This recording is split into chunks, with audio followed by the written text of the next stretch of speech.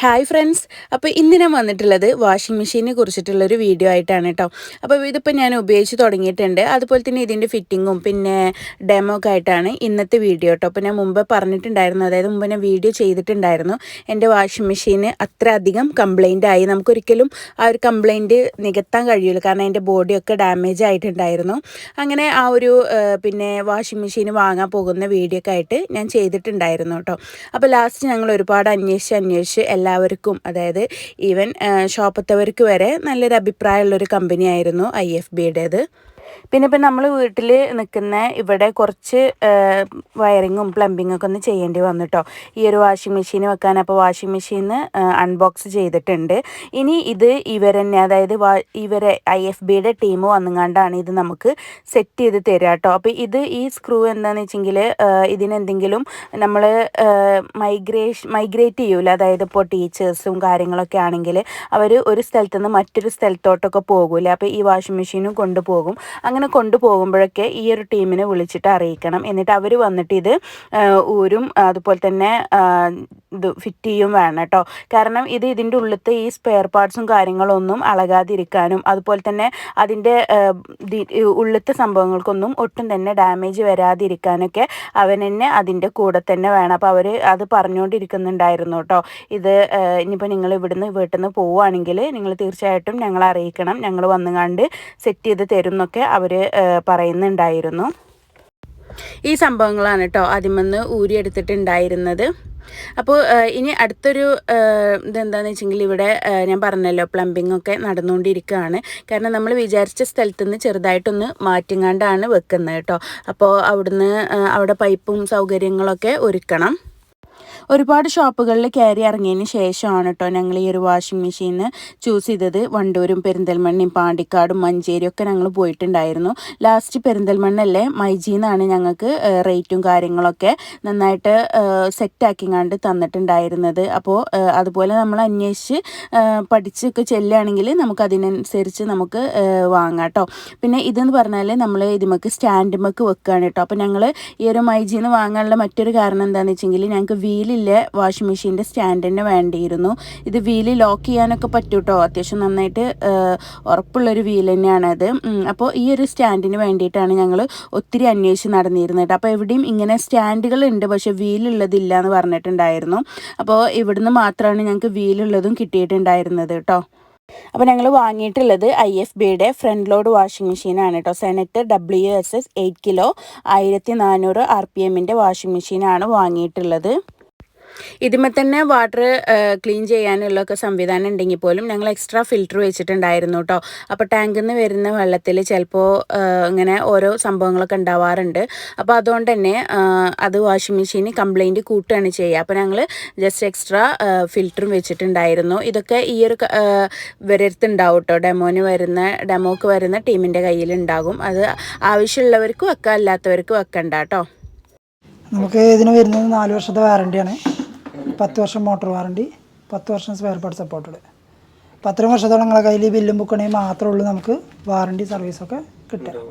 4 വർഷത്തിൽ 4 free service. അത് ഓരോ 10 മാസം കൂടുമ്പോൾ വാങ്ങിച്ച കടയൊക്കെ വിളിച്ച് പറഞ്ഞാൽ അവർ രജിസ്റ്റർ ചെയ്യും. ഈ ബാക്ക് സൈഡിൽ ഞാൻ ഡീറ്റെയിൽ എഴുതിയിട്ടുണ്ട്, ആ ഡീറ്റെയിൽ പറഞ്ഞു കൊടുത്താൽ മതി, അവർ രജിസ്റ്റർ ചെയ്യും. അങ്ങനെ ആകുമ്പോൾ ഞങ്ങളെ സിസ്റ്റത്തിൽ വന്ന് ഞങ്ങൾക്ക് സർവീസ് ചെയ്യാൻ സുഖമായിരിക്കും. കറക്റ്റ് 10 മാസത്തിൽ ചെയ്യിക്കണം. 3 ദിവസം കൊണ്ട് ടെക്നീഷ്യൻ വന്ന് ക്ലോസ് ചെയ്യും വർക്ക്. പിന്നെ അതുപോലെ തന്നെ വാഷിംഗ് കഴിഞ്ഞാൽ നമുക്ക് ഇതുപോലെ കുറച്ച് വെള്ളം ഇവിടെ കിടക്കും, കണ്ടില്ലേ? അത് നമ്മൾ നല്ലൊരു ഡ്രൈ ആയിട്ടുള്ള തുണിയായിട്ട് നല്ലതുപോലെ തുടച്ചു കൊടുക്കുക, ഡ്രൈ ആയിട്ട് വെക്കുക. എപ്പോഴും വാഷിംഗ് കഴിഞ്ഞാൽ ആദ്യം 5 മിനിറ്റ് തുറന്നിടുക ഡോറ്, എന്നിട്ട് വേണം അത് തുടച്ചു കൊടുക്കാം. കാരണം എന്താ വെച്ചാൽ അവിടെ വെള്ളം നിന്നാൽ ചെളിയാവും. ചെളിയായി കഴിഞ്ഞാൽ ആ ഭാഗത്ത് നമ്മൾ ആ ചെളി തന്നെ ഡ്രസ്സിലേക്കാവും. അതൊന്ന്. രണ്ടാമത് എന്താ വെച്ചാൽ നമുക്ക് വാറണ്ടി ആയപ്പോൾ റബ്ബർ പാർട്സ്, പ്ലാസ്റ്റിക് പാർട്സ് എലി കടിക്കണത്, അതിന് നമുക്ക് വാറണ്ടി കിട്ടത്തില്ല.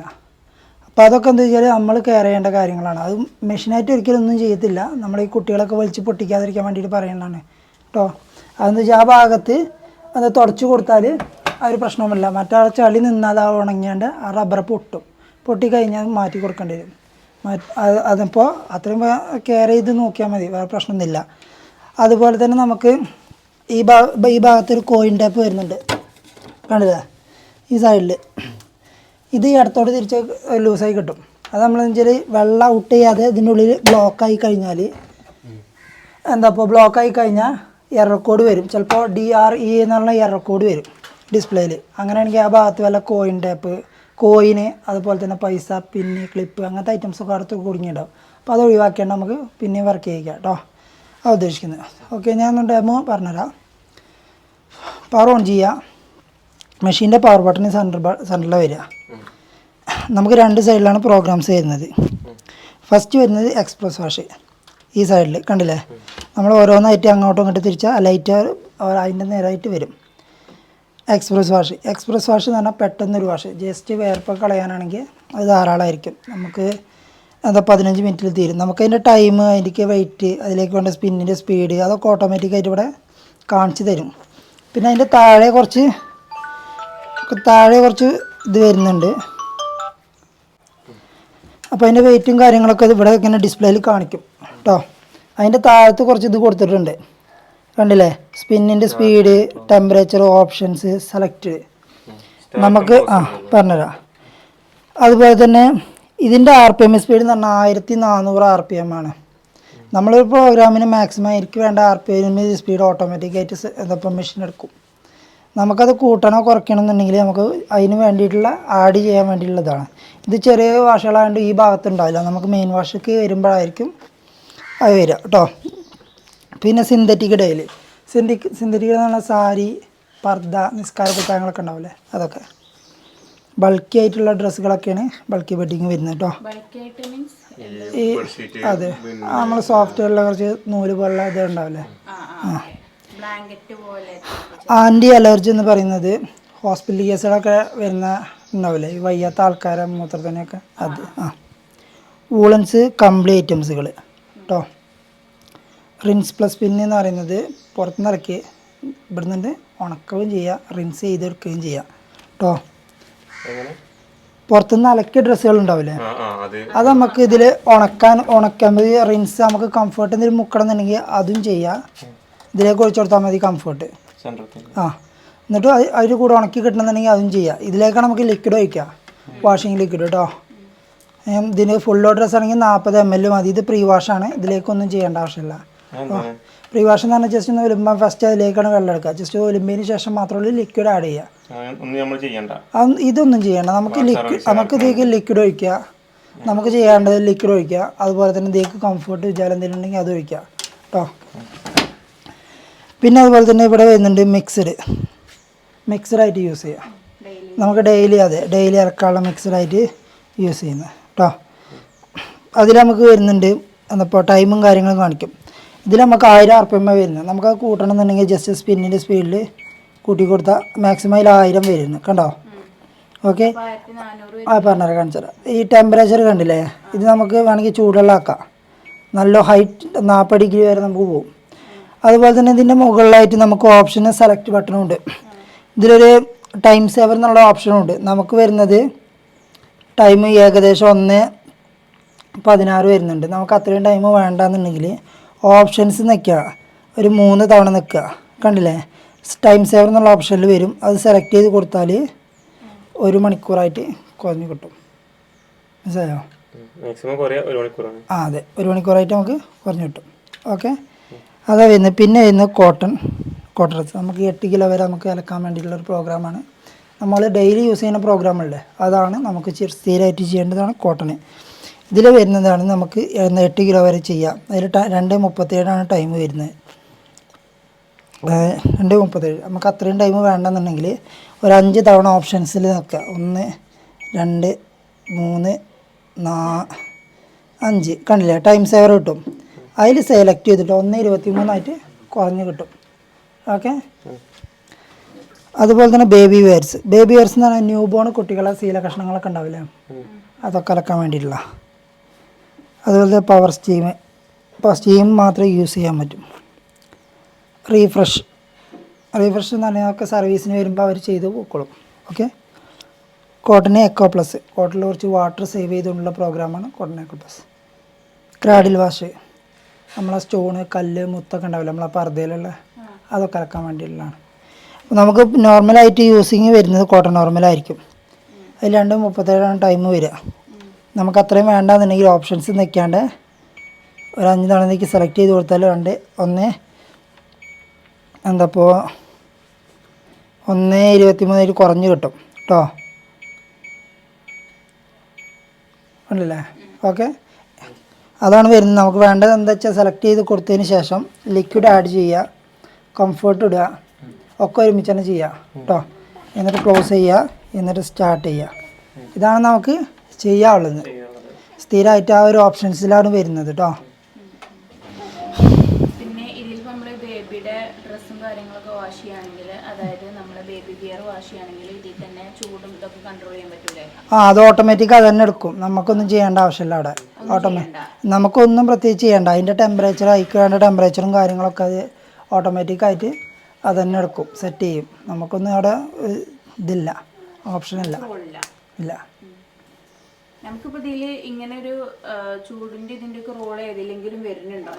നമുക്ക് ആവശ്യമുണ്ടെങ്കിൽ മാത്രം നമുക്ക് ഓപ്ഷൻ ചെയ്യാം. ഇപ്പോൾ അതെ, ഇതിൽ ഓൾറെഡി ബേബി വെയർസ് എന്നുള്ള ഓപ്ഷനിൽ നിൽക്കി കഴിഞ്ഞാൽ ഇതിൻ്റെ 60 ഡിഗ്രി ടെമ്പറേച്ചർ കാണിക്കുന്നുണ്ട്. കണ്ടില്ല? മാക്സിമം 60 മതി. മനസ്സിലായില്ലേ? അതാണ് മാക്സിമം കാണിക്കുന്നത്. പിന്നെ നമുക്ക് വേണമെങ്കിൽ കോട്ടണിൽ 95 ഡിഗ്രി ടെമ്പറേച്ചർ വരെ കാണിക്കുന്നുണ്ട്. കണ്ടോ മുകൾ ഭാഗത്ത്? അത് വേണമെങ്കിൽ 95 ആക്കാം. നമുക്ക് 40, 60, 95ലേക്ക് മാറും. എന്നിട്ട് ഇവിടെ സെലക്ട് ചെയ്ത് കൊടുത്താൽ അത് 95 ആയാൽ മതി, ആക്കി കൊടുത്താൽ മതി. സെലക്ട് ചെയ്യേണ്ട ആവശ്യമില്ല. എന്നിട്ട് നേരെ സ്റ്റാർട്ട് ചെയ്ത് കൊടുത്താൽ മതി. ആ 95 ഇതാവും, ചൂടുവെള്ളം കിട്ടും. അതെ അതെ. ഓക്കെ.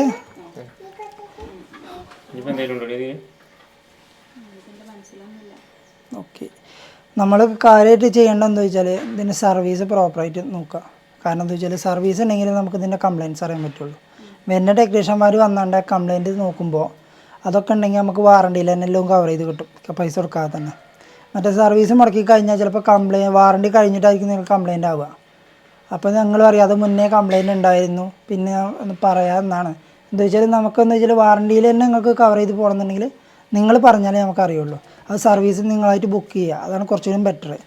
കമ്പനി പ്രോപ്പറായിട്ട് ഇങ്ങനെ ഓർഡർ ചെയ്ത് വിളിച്ച് വരേണ്ടതാണ്. പക്ഷേ ഇവിടേക്ക് ഈ ഭാഗത്തേക്ക് ടെക്നീഷ്യന്മാർ കുറവായതുകൊണ്ടാണ് നിങ്ങളോട് പറയുന്നത് കംപ്ലയിൻറ്റ് നിങ്ങൾ എന്താ സർവീസ് ബുക്ക് ചെയ്താൽ മതി. അപ്പോൾ അവിടുന്ന് തന്നെ അവർ വന്നാണ്ട് കറക്റ്റ് പ്രോപ്പറായിട്ട് സർവീസും വാങ്ങിച്ച കടയൊക്കെ വിളിച്ച് പറഞ്ഞാൽ മതി. ഈ നമ്പറിൽ ഇവിടുന്ന് തന്നെ വിളിച്ച് പറഞ്ഞാൽ മതി. ഡീറ്റെയിൽ നിങ്ങൾ ബാക്ക് സൈഡിലുള്ള ഇത് എഴുതി കൊടുത്താൽ മതി. ഓക്കെ, ഇപ്പോൾ പറഞ്ഞു കൊടുത്താൽ തന്നെ അവർ ഇത് നിങ്ങൾ ഈ ഡീറ്റെയിൽ പറയുമ്പോൾ തന്നെ അവർക്ക് ആ സിസ്റ്റത്തിൽ കിട്ടും. ഓക്കെ, അത്രയ്ക്ക് ഇതാണ് കാര്യമായിട്ട് ഇതിൽ വരുന്നത്. ബുക്കും ബില്ലും മിസ്സാക്കിയ സ്പെയർ ചാർജ്, സർവീസ് ചാർജ് ഇതൊക്കെ അടക്കേണ്ടി വരും. ഇത് മിസ്സാക്കരുത് കേട്ടോ. ഓക്കെ, പ്രോസസ് സ്റ്റാറ്റ് എന്ന് പറഞ്ഞ സാധനം വരുന്നുണ്ട്. നമ്മൾ വെള്ളം ഒരു പ്രോസസ് സ്റ്റാറ്റ് വെള്ളത്തിൻ്റെ ഒരു പൈപ്പാണ്. അതിങ്ങനെ നേരെ ചെന്നാണ്ട് അത് സെൻസ് ചെയ്യും. വെള്ളത്തിൻ്റെ പ്രഷർ കൊടുത്താൽ പ്രോസസ് സ്റ്റാറ്റിലേക്ക് കൊടുക്കും. പ്രോസസ് സ്റ്റാറ്റിൽ നേരെ അത് അടുത്ത പ്രോഗ്രാമിലേക്ക് ഉള്ള ഇത് കൊടുക്കും. അങ്ങനെ ചെയ്യാനുള്ള ഓപ്ഷൻ കൊടുക്കും. ഇത് എന്ന് വെച്ചാൽ നേരെ റിൻസും സൺപ്ലസൊക്കെ യൂസ് ചെയ്ത് കഴിഞ്ഞാൽ വെച്ചാൽ അതിൻ്റെ പതല്ലേ, അതാണ് ആ ഫസ്റ്റ് പോവുക. മനസ്സിലായി? അപ്പോൾ അത് പോയാണ്ട് പ്രോസസ് സ്റ്റാറ്റ് കൊടുക്കും. പ്രോസസ് സ്റ്റാറ്റ് നേരെ സെൻസ് ചെയ്യുക അടുത്ത പ്രോഗ്രാമിലേക്ക്. അങ്ങനെയൊക്കെ ഓപ്ഷൻ വരുന്നുണ്ട്. അതുകൊണ്ടാണ് അങ്ങനത്തെ ഇതൊന്നും യൂസ് ചെയ്യരുതെന്ന് പറയാൻ കാരണം. ഇങ്ങോട്ട് എത്തിച്ചേരും, അത് എപ്പോഴും ഉണ്ടാവും, ഓൺലൈനിൽ നിന്ന് കിട്ടും. ഹലോ, അപ്പോൾ ഡെമോ പറയുന്നത് ഇവർ തന്നെയാണ് കേട്ടോ, ഇവരുടെ കമ്പനി സർവീസറാണ് പറയുന്നത്. അപ്പോൾ ഇനി ഇൻഷാല്ല ഞാനൊന്ന് ഉപയോഗിച്ച് നോക്കട്ടെ, എങ്ങനെയൊക്കെയാണ് അതിൻ്റെ കാര്യങ്ങളൊക്കെ ഒന്ന് പഠിക്കട്ടെ. എന്നിട്ട് പറ്റുകയാണെങ്കിൽ ഡീറ്റെയിൽഡ് വീഡിയോ ഇൻഷാല്ല ഞാൻ മറ്റൊരു അവസരത്തിൽ ചെയ്യേണ്ടിട്ട് എൻ്റെ അനുഭവങ്ങളൊക്കെ വെച്ചിട്ട്. അപ്പോൾ എല്ലാവരും ഒന്ന് മാക്സിമം ഷെയർ ചെയ്തിട്ട് സപ്പോർട്ട് ചെയ്യുക. അതുപോലെ തന്നെ നിങ്ങളുടെ അഭിപ്രായങ്ങളൊന്ന് കമൻറ്റ് ചെയ്യുക കേട്ടോ.